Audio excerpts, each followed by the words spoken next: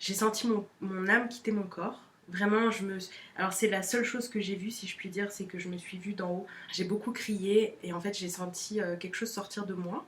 Et en fait là je me suis dit, bah ça y est Morgane, bah voilà, t'es contente, t'as fumé ton truc et t'es partie, t'es plus là, voilà. Je me suis dit, super, ah bah c'est une bonne manière de mourir.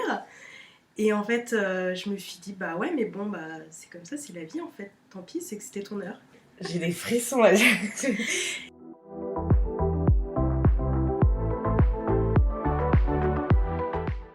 Bonjour à toutes et à tous et bienvenue sur le podcast Fly with Mel. J'utilise ce podcast pour parler de mes voyages, de développement personnel et de toutes les jolies histoires que je peux écouter à travers mes rencontres. Et parce que je suis persuadée que chaque personne que l'on rencontre a quelque chose à nous apprendre, je vous invite à garder votre cœur, vos yeux et votre esprit ouverts sur le monde. Je vous souhaite un très bel épisode et bon vol!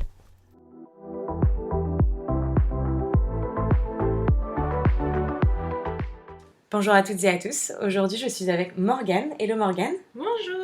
Merci beaucoup d'être là. Morgane que j'ai rencontrée ici en Australie grâce à des copines aussi. Alors, je rencontre beaucoup de monde. Et j'en suis toujours très contente parce que Morgane, c'est une très belle découverte, très ouverte et très liée aux énergies. Et vous savez que j'aime beaucoup les énergies, surtout en ce moment. Et du coup, aujourd'hui, on va surtout parler de comment réussir à s'ouvrir et se concentrer sur soi pour justement changer sa personnalité ou devenir en tout cas la personne qu'on devrait être. Exactement, parce que c'est possible. Merci Morgane. Alors il y a un truc que je fais souvent pour commencer mes podcasts, c'est que je demande aux gens de me donner 3 choses qui les définissent. Donc est-ce que tu peux me dire 3 choses qui définissent Morgane ?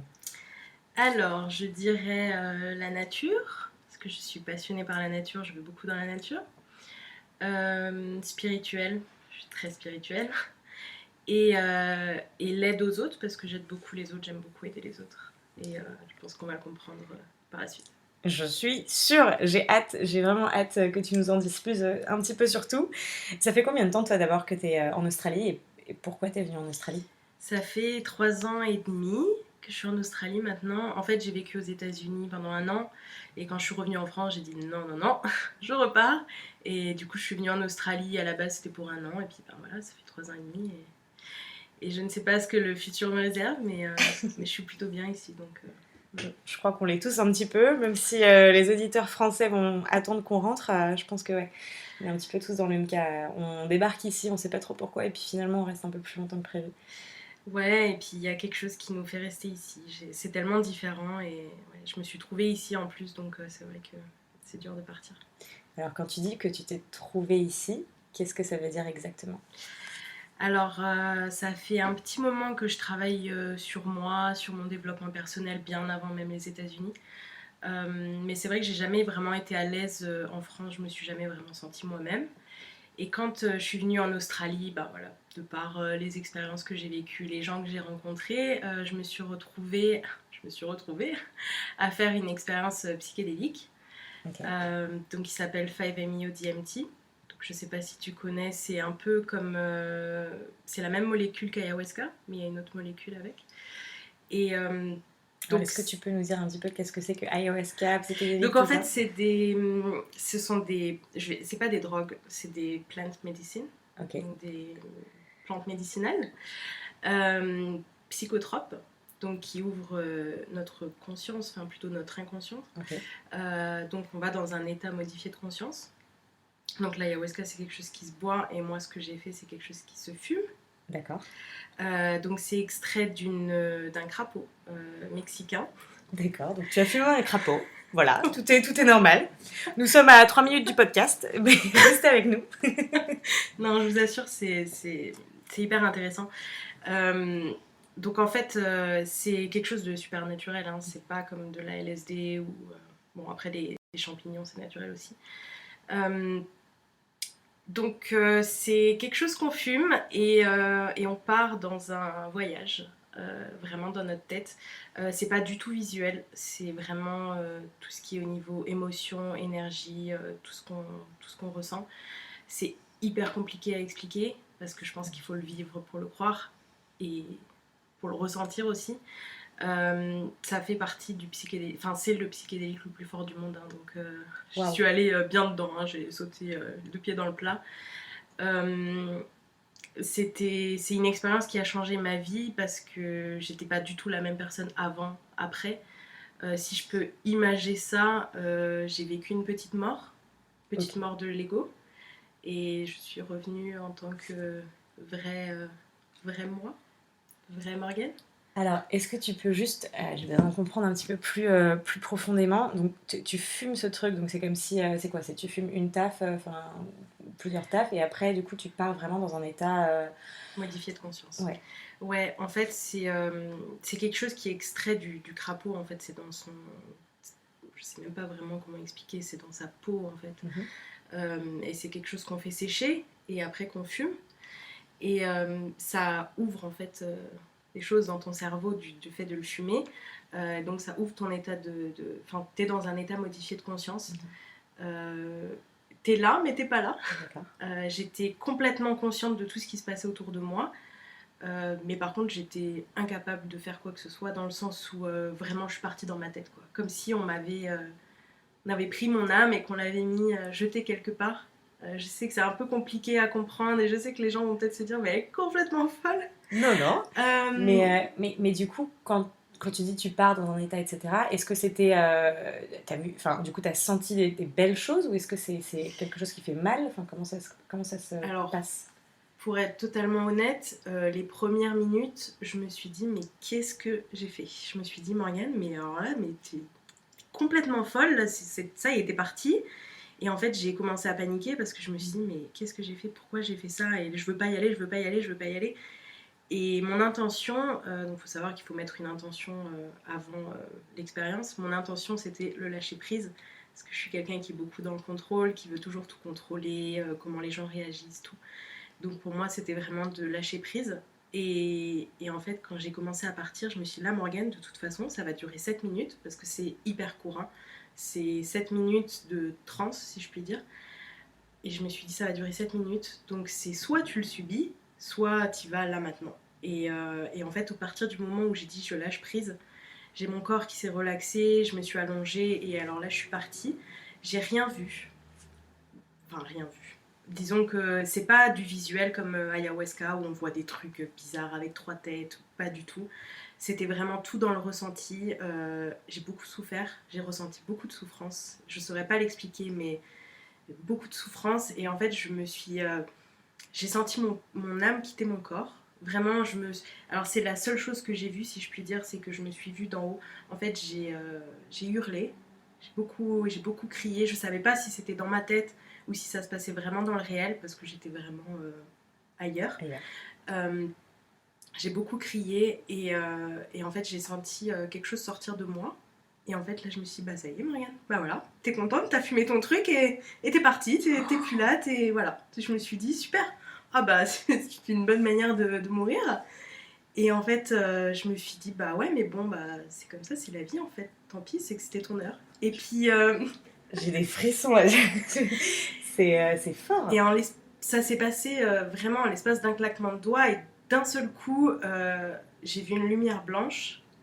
Et je me suis ressentie dans mon corps. Et en fait, j'ai commencé à pleurer de joie, à rigoler. Je me suis dit, Morgane, t'es en vie. Et j'ai mis mes mains dans la terre, parce que j'étais allongée par terre, en pleine nature. Et j'ai mis mes mains dans la terre, et je me suis dit, mais ça y est, mais t'es vivante, Morgane. Mais je me suis dit, mais la vie, mais elle est magnifique. Et j'ai compris énormément de choses Ok. sur la vie, sur tout ce qui se passait en fait, et j'ai ressenti la plus belle chose que je pouvais ressentir. J'ai ressenti l'amour inconditionnel, vraiment comme j'ai jamais ressenti de l'amour, et comme je pense que je ne ressentirai jamais de l'amour. Et en fait, j'ai juste compris que tout se passait à l'intérieur de nous, tout tout a une signification, tout arrive pour une raison en fait. Donc oui, j'ai souffert, je vais pas mentir, j'ai beaucoup souffert, pas physiquement, pas du tout, mais vraiment au niveau de mes émotions. Et j'ai sorti beaucoup de choses en fait, beaucoup de traumas de mon Ok. enfance, voilà. Et après, je me suis sentie dans un état de plénitude, d'amour, et comme si j'étais sur mon petit nuage. Et à partir du moment où j'ai réouvert les yeux, bah voilà, je suis revenue à moi petit à petit. Et là, j'ai commencé à avoir des des choses, parce que ça reste un psychédélique, donc voilà, je voyais les arbres, j'étais là, oh, j'ai envie d'aller faire un câlin, voilà, que des belles choses, et en fait, je me suis juste dit, mais merci, on a tellement de chance d'être en vie, en fait, on se rend pas compte à quel point on est chanceux, on va se focaliser sur des petits détails de, ah, j'ai passé une sale journée, ou ah, j'ai ça, lui, il m'aime pas, ou... mais en fait, c'est tellement moindre. Wow. Et du coup, ça a duré combien de temps cette expérience sur toi? Alors, la transe en elle-même, elle dure entre 5 et 7 minutes, ça dépend des personnes. Mais après, on plane un petit peu pendant encore 1 heure. J'étais allongée pendant bien 25-30 minutes à regarder le ciel et à remercier la vie. Et je me suis dit, waouh, mais t'as tellement de chance d'être en vie et à intégrer tout ce qui se passe. Et puis après, je suis allée me balader un petit peu dans la forêt, le temps de reprendre un peu mes esprits.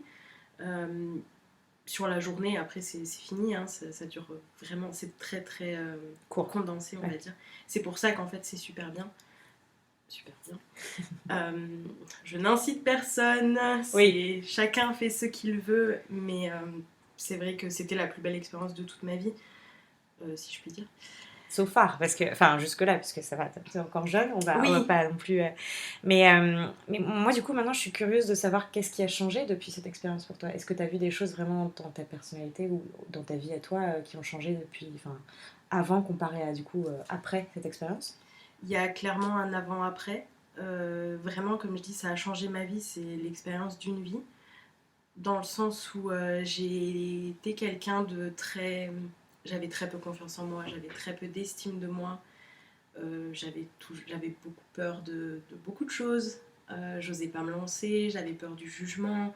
J'ai quand même fait malgré ça beaucoup de choses, je suis allée aux États-Unis, je suis venue en Australie, donc je suis pas restée comment dire, cloîtrée en France à avoir peur, mais c'est vrai que j'ai toujours eu peur du regard des autres, je me suis jamais vraiment affirmée comme j'étais vraiment, ou pour mes principes ou pour mes valeurs, j'ai jamais vraiment, vraiment affirmé quoi. Et il y a vraiment eu un avant-après. Alors il faut savoir qu'en fait l'expérience en elle-même est hyper importante, mais ce qui est encore plus important c'est l'après, et c'est ce qu'on appelle l'intégration. Déjà il faut savoir que avant même d'avoir fait l'expérience, quand on a pris la décision de faire cette expérience, notre inconscient se prépare à recevoir la médecine. J'ai ressenti déjà beaucoup de choses avant. Quand j'écrivais à ma chamane, je lui disais, mais il se passe déjà des choses, c'est bizarre, et alors que j'ai encore rien pris. Et elle me disait, c'est normal, ton corps, ton esprit, tout se prépare à le recevoir. Ensuite, ben, on reçoit la médecine. Et ensuite, ben, on intègre. Et ça se fait sur beaucoup, beaucoup de temps. Hein. C'était en mai l'année dernière. Donc ça fait maintenant longtemps. Waouh. Et j'en suis toujours à apprendre des choses. Donc je suis devenue végétarienne. Euh, je suis devenue encore plus proche de la nature. J'ai vraiment besoin, il faut que j'aille dans la nature au moins 1 fois par jour. Il faut vraiment que j'aille. Quand je dis d'aller dans la nature, il faut que je me connecte à la nature. Il faut que j'aille méditer, il faut que j'aille mettre les pieds dans le sable, dans l'air. Il faut vraiment. Je vais faire des câlins aux arbres. Oui, parce que les arbres donnent beaucoup d'énergie. D'accord. Je fais beaucoup de choses comme ça. Et puis bah, je continue à me développer. Ça a énormément développé ma sensibilité aux énergies.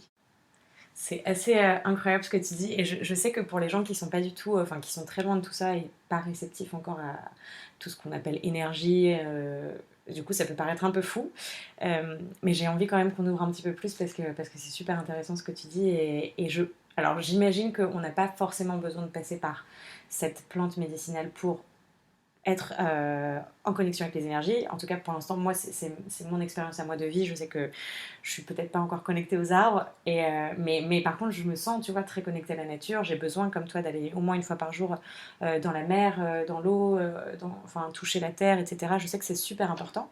Est-ce que tu penses que on a tous besoin de faire une expérience assez forte comme celle que tu as faite pour s'ouvrir? Comment tu vois ça, toi?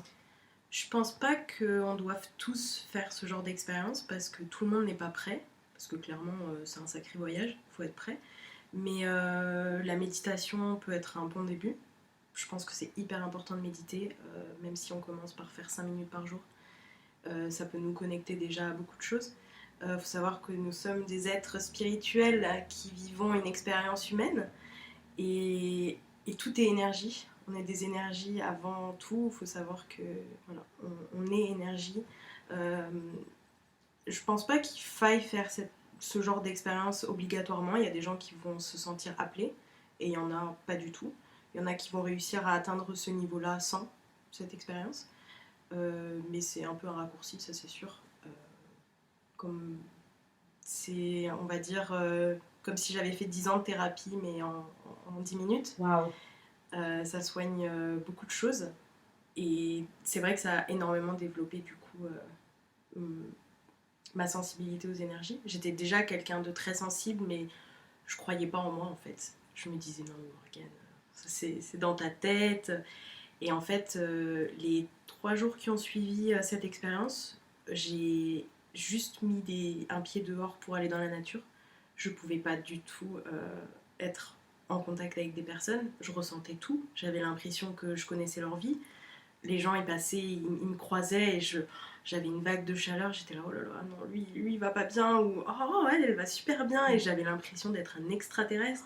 Et du coup, j'avais juste besoin d'aller dans la nature. Et c'est ça qui a développé ma sensibilité. Et en fait, je me suis dit, non, mais Morgane, en fait, ce que tu ressens, c'est vrai. Faut que tu te fasses confiance. Et comme des fois, on croise des personnes, on dit, lui, il a quelque chose que j'aime pas. J'arrive pas, je suis pas bien à son contact. Ben, en fait, c'est juste son énergie.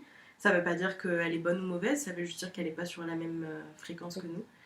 Et c'est là qu'il faut s'écouter. Et Donc tu penses que tu es vraiment devenue une nouvelle personne, en tout cas, enfin, ou peut-être que tu t'es enfin trouvée après cette expérience-là.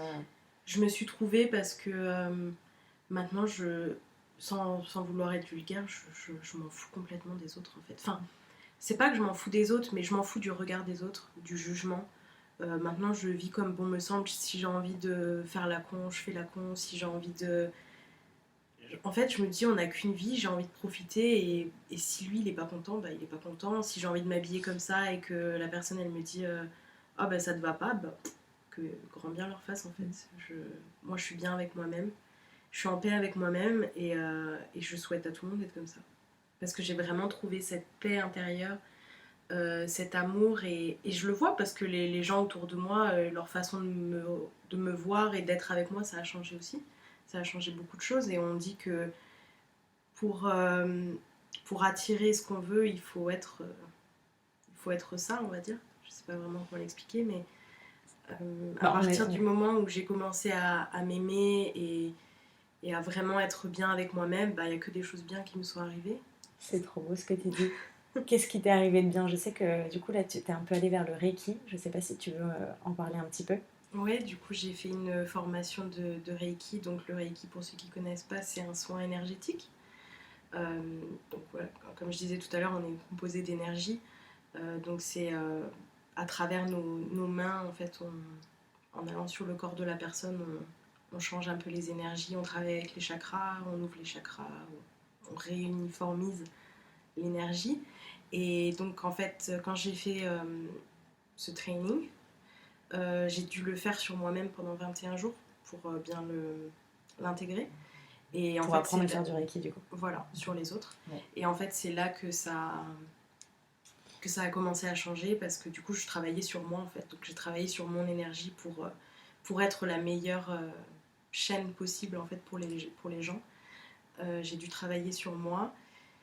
Et en fait, c'est là que je me rendais compte que des gens qui avant j'aurais peut-être demandé de l'attention, bah en fait, ils venaient vers moi. Je me disais, mais attends, mais c'est bizarre, avant ils me donnaient pas l'heure et maintenant ils sont là derrière moi.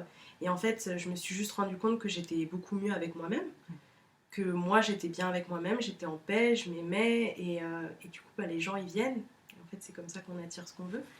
Quelqu'un qui se sent misérable mais qui reste là-dedans et qui se dit que c'est une victime et qu'il n'y a rien de bien qui lui arrivera, bah oui, je suis désolée de vous le dire, mais Ouais. c'est pas comme ça qu'il faut penser en fait.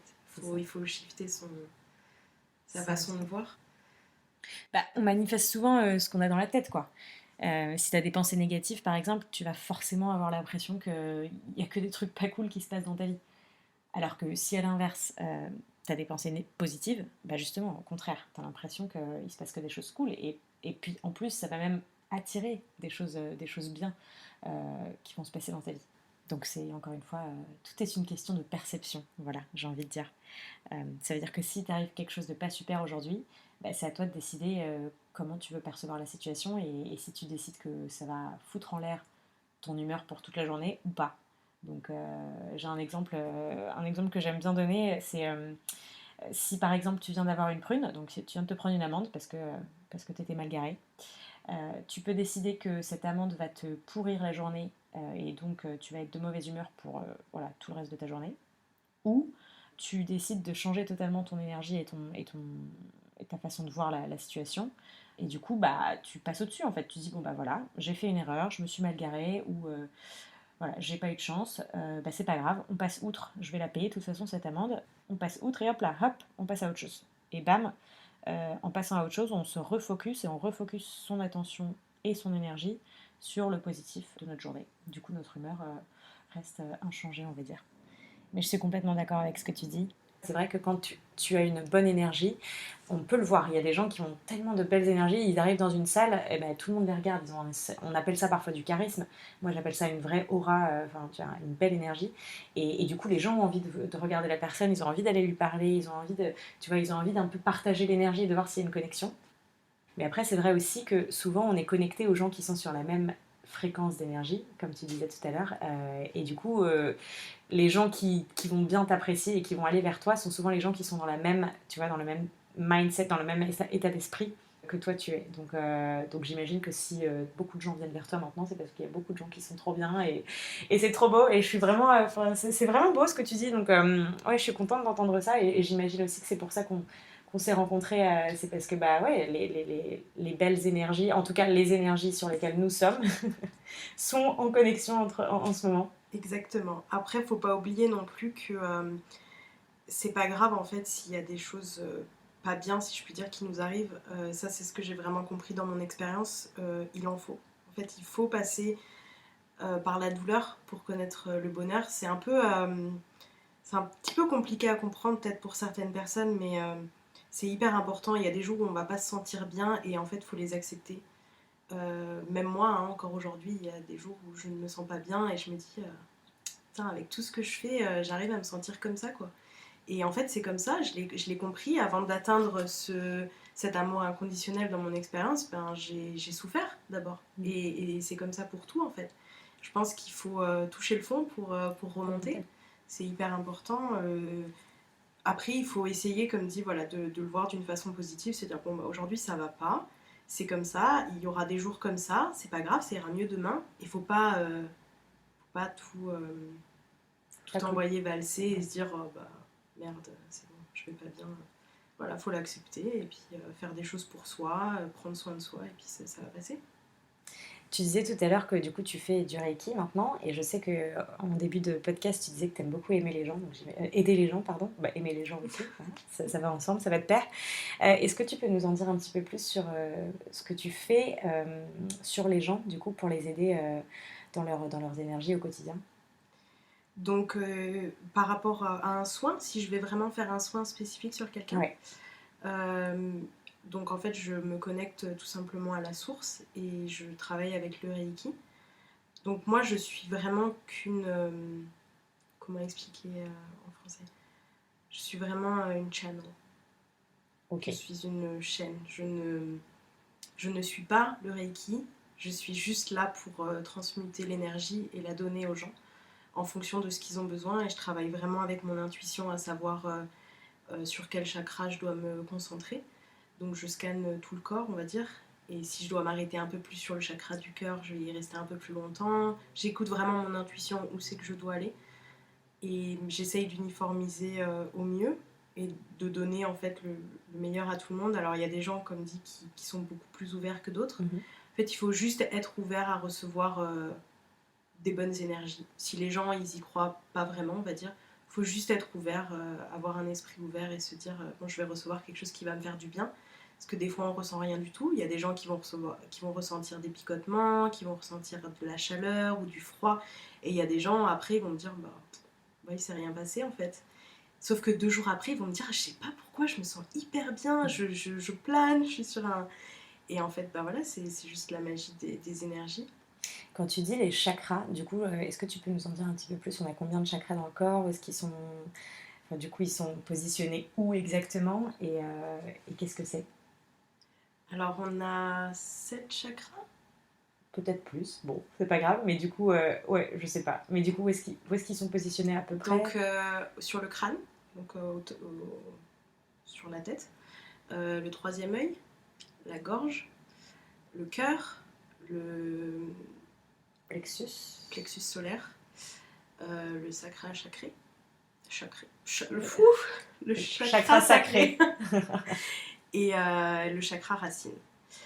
Et donc ils sont tous reliés à des énergies. Donc si par exemple on a le chakra du cœur qui est bloqué, ça veut peut-être dire que on, est, on a un peu peur de laisser rentrer de l'amour, ce genre de choses. Ou si on a le chakra racine qui est bloqué, c'est peut-être qu'on n'est pas assez dans le moment présent, pas assez ancré avec la terre, en connexion avec la terre. D'accord. Donc par exemple, le chakra racine qui est situé au niveau des jambes, c'est ça? Ouais. Quand tu vas passer, donc quand tu scannes le corps et que tu fais du coup un soin Reiki, tu vas sentir un blocage, c'est ça? Exactement. Ouais, j'essaie de visualiser un petit peu comment ça se passe, mais du coup, tu vas sentir un blocage au niveau des jambes et toi, tu vas être apte à rebalancer cette énergie-là. Voilà, c'est ça. Ok. Je vais sentir qu'il y a qui, qui manque, qu'il y a quelque chose qui va pas. Je ne saurais pas l'expliquer, c'est vraiment, comme dit, en termes d'énergie. Mais je sens qu'il faut que je reste là et je resterai là autant de temps qu'il faut pour le rééquilibrer. Et c'est là qu'après, après voilà, il faut que les gens ils comprennent bien que le soin, comme dit, ne suffit pas en lui-même, il faut faire ce qu'il faut après.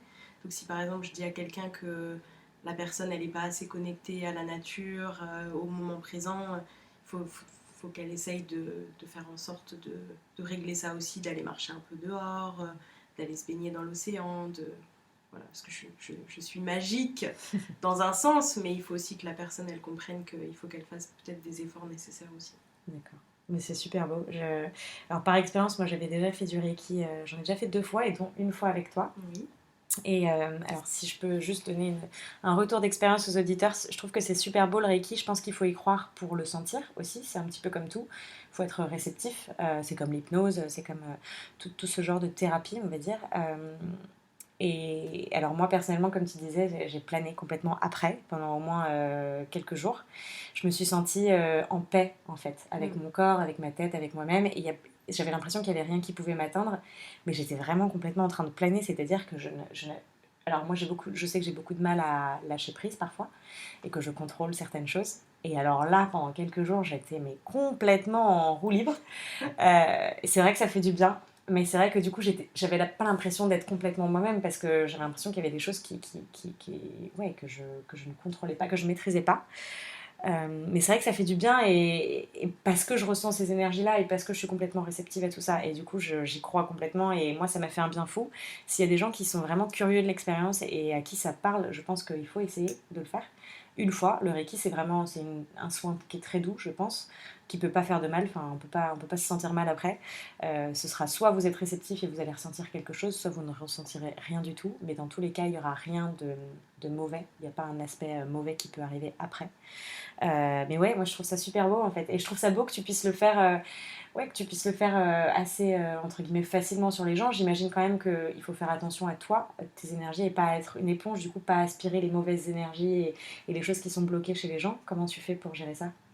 Il faut bien se préparer avant la séance, il faut vraiment se protéger parce que, en plus, comme tu le dis, je suis quelqu'un de très empathique, donc j'ai tendance à prendre beaucoup les énergies des gens.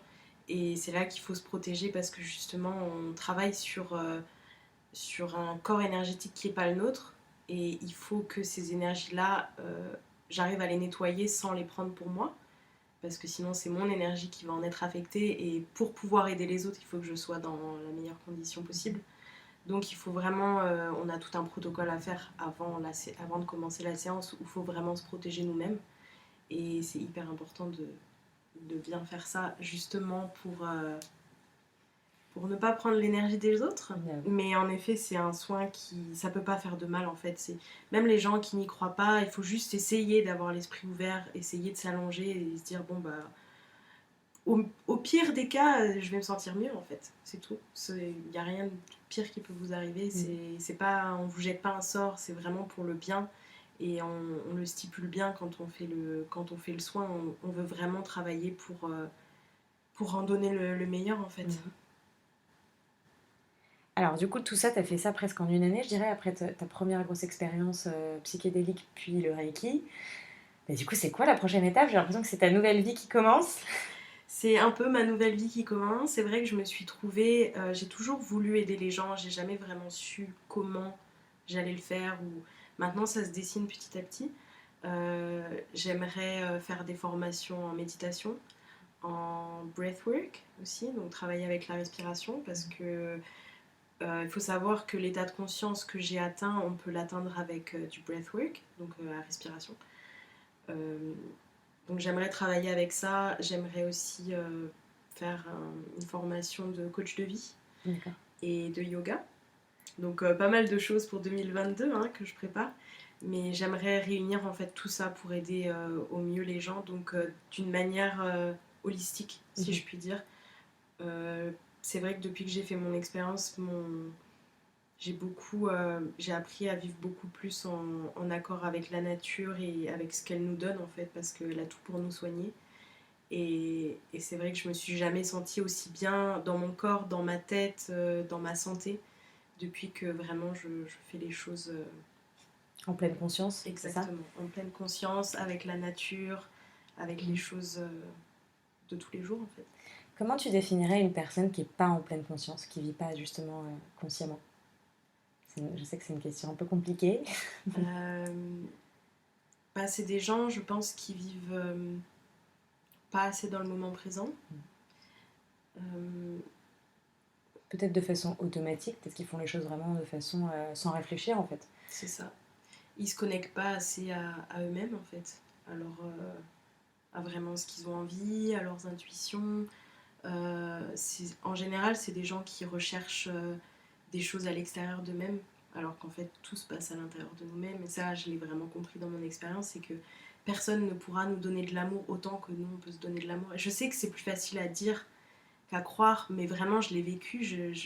Cet amour inconditionnel, je sais que je le retrouverai chez personne ne me l'apportera, en fait, à part moi-même. Mhm. Et c'est ça qu'il faut se dire. Ça m'arrive aussi de me dire, ouais, bah, cette personne elle m'aime pas assez ou quoi, mais en fait je me dis mais Morgane t'as pas besoin de toute façon qu'elle t'aime, toi tu t'aimes, tu t'as-toi, tu t'es-toi. Donc faut vraiment que les gens ils comprennent qu'ils ont toutes les clés en eux, vraiment pour réaliser tout ce qu'ils veulent. Je pense que si on m'avait dit il y a 10 ans où c'est que j'en serais aujourd'hui, personne m'aurait cru. J'étais un peu, comment dire, la rejetée, si je puis dire. Et je pense que les gens, ils auraient jamais cru que j'en sois là aujourd'hui. Et même moi, je suis hyper fière de moi parce que on m'a vraiment, on m'a mis plus bas que terre, hein, si je puis dire. Mais aujourd'hui, je les remercie ces personnes parce que justement, je me suis trouvée grâce à ça. Oh. C'est dur, j'ai l'impression que c'est dur. Qu'est-ce que tu as envie de dire à la Morgane d'il y a 10 ans justement, si tu la voyais là?